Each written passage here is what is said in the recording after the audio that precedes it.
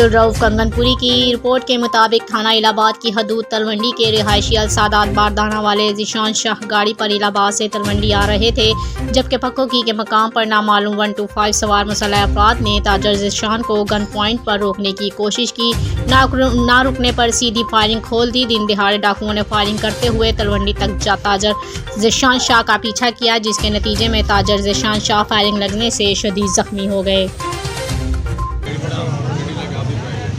शहर मारो कुड़ी अगर सीधे जिन्हें तुझे बाहर लगे तुझे साथ सीधे कौन क्या मार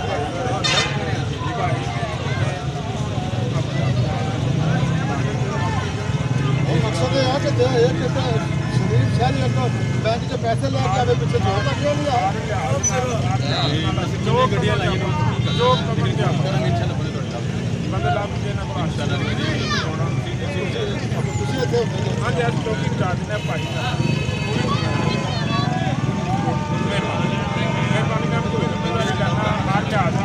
असलम साहब अपना असलम साहब किसे मलिक असलम साहब किसे ने मलिक साहब ने बुलाओ मलिक साहब